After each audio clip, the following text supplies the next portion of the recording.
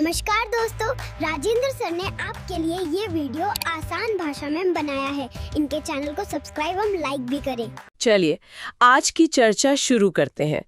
आज हमारे पास जो स्रोत है वो हमें झारखंड के आदिवासी समुदाय की एक बहुत ही मजबूत आवाज कवयित्री निर्मला पुतुल और उनकी एक कविता आओ मिलकर बचाएं की दुनिया में ले जाते हैं। और ये महज कुछ पंक्तियां नहीं है, बल्कि अपनी संस्कृति, अपनी पहचान और अपने अस्तित्व को बचाने की एक बहुत गहरी भावुक पुकार है। और ये पुकार इसलिए भी खास है क्योंकि ये किसी एक समुदाय की कहानी होते हुए भी हम सबको अपनी कहानी लगने लगती है। हाँ, ये आधुनिकता और परंपरा के उस द्वंद्व की बात करती है जिससे आज शायद ही कोई समाज अछूता है। बिल्कुल। तो आज हमारा मकसद सिर्फ इस कविता का विश्लेषण करना नहीं है, बल्कि कवयित्री के जीवन के अनुभवों के जरिए ये समझना है कि वे क्या, किससे और क्यों बचाना चाहती हैं। और इस प्रक्रिया में हम ये जानने की कोशिश करेंगे कि उनकी ये सूची आज हमारे लिए, हमारे अपने जीवन के लिए क्या मायने रखती है। चलिए तो फिर शुरुआत कवयित्री और उनकी दुनिया से करते हैं, क्योंकि किसी भी रचना को उसके रचयिता से अलग करके समझना मुश्किल है। हाँ, और निर्मला पुतुल की कहानी खुद में बहुत कुछ कहती है। उनका जन्म, जैसा कि स्रोत बताते हैं, 1972 में दुमका, झारखंड के एक संथाली आदिवासी परिवार में हुआ। अच्छा। माहौल तो घर में पढ़ाई लिखाई का था, मतलब पिता और चाचा दोनों शिक्षक थे, लेकिन आर्थिक तंगी इतनी थी कि पढ़ाई का सफर भी रुक रुक कर चला। और यहीं उनके जीवन का एक दिलचस्प मोड़ आता है। आर्थिक चुनौतियों से पार पाने के लिए उन्होंने नर्सिंग में डिप्लोमा किया। अब सोचिए, एक लड़की जो अपने आदिवासी समाज की जड़ों से गहराई से जुड़ी है, वो नर्सिंग की पढ़ाई के जरिए बाहरी दुनिया के संपर्क में आती है, शहरों के तौर तरीके देखती है। अच्छा। इससे उन्हें एक दोहरी दृष्टि मिली हो गई है। मतलब एक नज़र जो अंदर से देखती है, अपने समाज की अच्छाई बुराई को समझती है, और दूसरी नज़र जो बाहर से उस समाज को देखती है। हाँ, और बाहरी दुनिया के प्रभाव को भी आंकती है। ये तो किसी भी लेखक के लिए बहुत शक्तिशाली औजार है। बिल्कुल। और इसी दोहरी दृष्टि का असर उनकी कविताओं में साफ दिखता है। वो अपने समाज की सिर्फ तारीफ नहीं करती। स्रोत बताते हैं कि वो बहुत बेबाकी से उन विसंगतियों पर चोट करती हैं जिन्हें लोग अक्सर कालीन के नीचे छिपा देना चाहते हैं।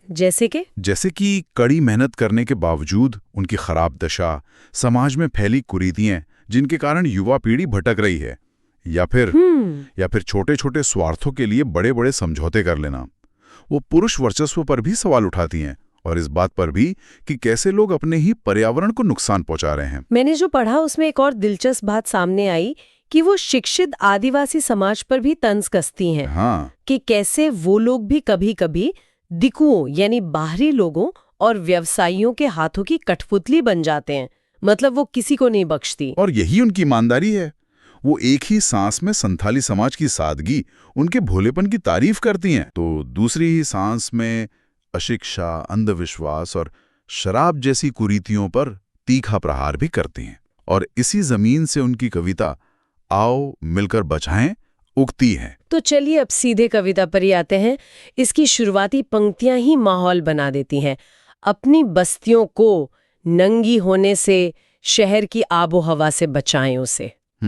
जब मैं शहर की आबो हवा पढ़ती हूँ तो मेरे दिमाग में सिर्फ प्रदूषण या धुआं नहीं आता, बल्कि एक तरह की वो मानसिक बेचैनी, वो भागदौड़, सही है, वो अजनबियत आती है जो इंसान से उसका सुकून छीन लेती है। क्या कवयित्री का इशारा इसी तरफ है? आपका सोचना बिल्कुल सही दिशा में है। ये सिर्फ भौतिक प्रदूषण की बात नहीं है। शहर की आबो हवा यहाँ एक प्रतीक है। अच्छा। उस पूरी जीवन शैली का, उस संस्कृति का जो बनावटी है, जो प्रकृति से कटी हुई है और जो उपभोग पर आधारित है। और इसी के संदर्भ में बस्तियों का नंगी होना एक बहुत ही शक्तिशाली बिंब बन जाता है। नंगा होना मतलब सिर्फ वो कपड़े उतारना नहीं, बल्कि अपनी मर्यादा, अपनी सांस्कृतिक पहचान खो देना, बेशर्म हो जाना। और ये बेशर्मी शायद उस समाज के लिए है जो अपनी पहचान भूलकर शहर की नकल करने में लगा है। बिल्कुल। फिर कविता आगे बढ़ती और कहती है, बचाएं डूबने से पूरी की पूरी बस्ती को हड़िया में। यहाँ हड़िया का जिक्र साफ तौर पर शराब की ओर इशारा कर रहा है। हाँ, और ये उनकी बेबाकी का एक और उदाहरण है। वो ये नहीं कह रही कि सारी समस्या बाहर से आई हैं। वो मान रही हैं। वो मान रही हैं कि समुदाय के अंदर भी कुछ कमजोरियां हैं, जैसे शराब की लत, जो पूरी की पूरी बस्ती को यानी पूरे समाज को अंदर से खोखला कर रही है। सही बात है। हड़िया में डूबना यानी नशे में अपनी चेतना, अपना भविष्य, सब कुछ डुबो देना। तो ये एक साथ बाहरी और भीतरी दोनों खतरों से बचाने की अपील है। लेकिन वो सिर्फ ये नहीं बताती कि किससे बचाना है, वो ये भी बताती हैं कि क्या सहेजना है। और ये पंक्तियां मुझे बहुत खूबसूरत लगती हैं।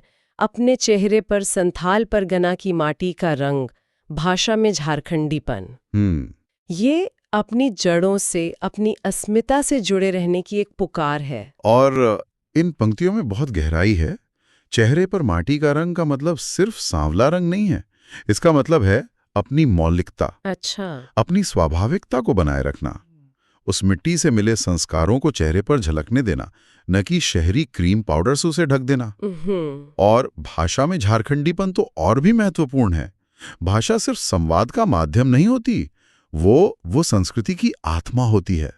अपनी बोली को बचाना मतलब अपनी सोच को, अपने लोक गीतों को, अपनी कहानियों को बचाना। यहीं से कविता उन चीजों की एक सूची बनाना शुरू करती है जिन्हें बचाना जरूरी है। और ये सूची बड़ी दिलचस्प है। एक तरफ तो वो कहती हैं मन का हरापन और भोलापन दिल का बचाएं, जो बहुत कोमल, बहुत मासूम भावनाएं हैं, ये तो समझ आता है। हाँ। लेकिन फिर फौरन वो कहती हैं कि अक्खड़पन और जुझारूपन को भी बचाना है। ये थोड़ा चौंकाता है। भोलापन और अक्खड़पन, ये तो एक दूसरे के विपरीत लगते हैं। और यही इस कविता का सबसे मजबूत और शायद सबसे जरूरी बिंदु है। कवित्री कोई रोमांटिक काल्पनिक तस्वीर नहीं बना रही हैं कि आदिवासी समाज सिर्फ भोला भाला और सीधा साधा है। वो यथार्थवादी हैं। वो जानती हैं कि उनका भोलापन और उनकी सादगी उनकी सबसे बड़ी ताकत है। लेकिन उन्हें ये भी पता है कि इस क्रूर बाहरी दुनिया में सिर्फ भोलेपन से काम नहीं चलेगा। अच्छा, तो ये एक तरह की रणनीति है कि अपने पहचान के नर्म पहलुओं को बचाने के लिए आपको उसके कठोर पहलुओं की भी जरूरत पड़ती है। बिल्कुल। मतलब दिल में भोलापन रखो, लेकिन अपने हक के लिए लड़ने का मादा भी रखो। ये तो बड़ा व्यवहारिक नजरिया है। एकदम। जुझारूपन यानी संघर्ष करने का जज्बा, हार न मानने की जिद, और अक्खड़पन यानी अपने सिद्धांतों पर, अपनी बात पर तनकर खड़े होने का साहस। सही, किसी के सामने ना झुकना। हाँ, तो जो सबसे चौंकाने वाली बात निकलकर आती है वो ये है कि निर्मला पुतुल सिर्फ अच्छी कोमल चीजें बचाने की बात नहीं कर रही हैं। वो भोलापन भी बचाना चाहती हैं और अक्खड़पन भी। ये इस बात की तरफ इशारा है कि संस्कृति को बचाना किसी म्यूजियम में चीजें सजाने जैसा नहीं है, बल्कि उसे जिंदा, गतिशील और संघर्ष करने लायक बनाए रखना है। वाह, ये तो पूरा नजरिया ही बदल देता है। इसके बाद वो कुछ बहुत ठोस चीजों का जिक्र करती हैं। भीतर की आग, धनुष की डोरी, तीर का नुकीलापन, कुल्हाड़ी की धार। ये सिर्फ औजार नहीं लगते। ये औजार नहीं है, ये उनकी आत्मनिर्भरता और उनकी पहचान के प्रतीक हैं। धनुष, बाण और कुल्हाड़ी सिर्फ शिकार या लकड़ी काटने के उपकरण नहीं है। ये उनके जीवन का, उनके जंगल के साथ रिश्ते का अभिन्न अंग हैं। और ये दिलचस्प है कि उन्होंने कुल्हाड़ी की धार बचाने को कहा है, न कि सिर्फ कुल्हाड़ी। हाँ, ये मैंने भी नोटिस किया। मतलब वो सिर्फ वस्तु नहीं, बल्कि उसकी प्रभावशीलता, उस कौशल को बचाने की बात कर रही हैं। और आप देखिए कि कैसे वो इन ठोस चीजों से तुरंत प्रकृति की तरफ मुड़ जाती हैं।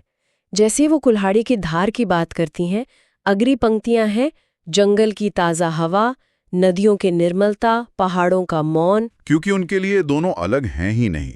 संस्कृति और प्रकृति एक ही सिक्के के दो पहलू हैं। सही बात है। जंगल बचेगा तो धनुष तीर का मतलब रहेगा, नदियां साफ रहेंगी तो जीवन चलेगा, पहाड़ों में शांति होगी तो मन में ठहराव आएगा।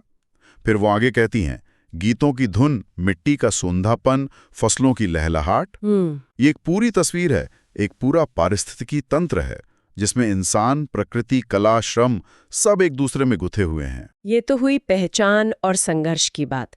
लेकिन कविता में कुछ पंक्तियां ऐसी भी हैं जो सीधे दिल को छूती हैं, जो बहुत बुनियादी इंसानी जरूरतों की बात करती हैं। हाँ। जैसे नाचने के लिए खुला आंगन, गाने के लिए गीत, हंसने के लिए थोड़ी सी खिलखिलाहट, रोने के लिए मुट्ठी भर एकांत। और ये पंक्तियां इस कविता को सार्वभौमिक बना देती हैं। कवित्री यहाँ संस्कृति के संकट को रोजमर्रा के मानवीय अनुभवों से जोड़ रही हैं। वो कह रही हैं कि विकास का मतलब सिर्फ कंक्रीट के जंगल नहीं है।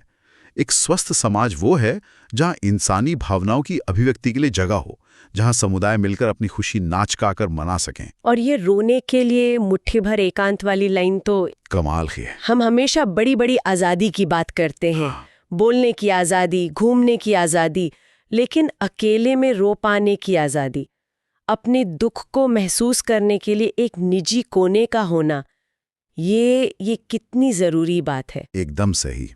ये सिर्फ जगह की कमी नहीं, बल्कि सामुदायिक जीवन के उस ताने बाने के बिखरने का संकेत है, जहां सुख दुख साझा भी होता था और निजी भी। और देखिए, वो इस तस्वीर को और बड़ा करती हैं। आगे कहती हैं, बच्चों के लिए मैदान, पशुओं के लिए हरी हरी घास, बूढ़ों के लिए पहाड़ों की शांति। हाँ, वो एक ऐसे समाज की कल्पना कर रही हैं जिसमें हर पीढ़ी की जरूरत का ख्याल हो। बच्चों के खेलने के लिए मैदान हो, न कि मोबाइल स्क्रीन। सही। पशुओं के चरने के लिए घास हो, न कि प्लास्टिक। और बुजुर्गों के लिए शांति और सम्मान हो, न कि उपेक्षा। ये वो संपूर्ण जीवन है जो आज खतरे में है। इतनी सारी चीजें हैं जो खतरे में है। कविता पढ़ते हुए एक पल को निराशा भी हो सकती है कि क्या इतना सब कुछ बचाया जा सकता है। लेकिन फिर कविता का अंत आता है जो सब कुछ बदल देता है। वो कहती हैं, और इस अविश्वास भरे दौर में थोड़ा सा विश्वास, थोड़ी सी उम्मीद, थोड़े से सपने। ये कविता का शिखर है। कवयित्री मानती हैं कि ये अविश्वास भरा दौर है। लोगों का एक दूसरे पर से, अपनी परंपराओं पर से, व्यवस्था पर से यकीन उठ रहा है। सही बात है। ऐसे में सबसे पहले और सबसे जरूरी क्या बचाना है? वो बुनियादी मानवीय भावनाएं जो किसी भी समाज की नींव होती हैं। विश्वास, उम्मीद और सपने। हाँ, विश्वास, उम्मीद और सपने देखने की क्षमता। क्योंकि अगर ये तीन चीजें बच गईं, तो बाकी सब कुछ शायद फिर से बनाया जा सकता है, फिर से हासिल किया जा सकता है। और फिर जो आखिरी पंक्ति है, वो तो एक तरह का ऐलान है, एक एक्शन कॉल है। आओ मिलकर बचाएं कि इस दौर में भी बचाने को बहुत कुछ बचा है अब भी हमारे पास। बिल्कुल। ये एक सिस्पी नहीं है, ये एक हुंकार है। हाँ, ये कविता निराशा में खत्म नहीं होती। ये संकट को पहचानती है, उसकी गंभीरता को समझती है, लेकिन हार नहीं मानती। तो हम अभी भी अपनी सबसे कीमती चीजों को बचा सकते हैं। तो कुल मिलाकर ये कविता सिर्फ संथाली समाज का दुखड़ा नहीं है, ये उन सभी समाजों के लिए एक चेतावनी की घंटी है जो विकास की अंधी दौड़ में अपनी आत्मा को पीछे छोड़ते जा रहे हैं। बिल्कुल। निर्मला पुतुल की आवाज झारखंड के एक गांव से उठती है, लेकिन उसकी गूंज हम सबके दिलों में सुनाई देती है, चाहे हम किसी भी शहर या देश में रहते हों। सही। ये कविता हमें दिखाती है कि एक स्वस्थ और संपूर्ण जीवन के लिए सिर्फ भौतिक तरक्की काफी नहीं है। उसके लिए अपनी जड़ों से जुड़ाव, प्रकृति से सामंजस्य और सबसे बढ़कर एक दूसरे पर विश्वास बनाए रखना कितना जरूरी है। सही कहा। और मुझे लगता है कि ये चर्चा एक बहुत ही जरूरी सवाल हमारे सामने छोड़ जाती है। कवित्री ने तो अपने समाज के लिए बचाने वाली चीजों की एक सूची बनाई, लेकिन अगर हमें अपनी दुनिया, अपने इस भागते दौड़ते शहरी परिवेश में कुछ बचाने के लिए कहा जाए, तो हमारी सूची में क्या होगा?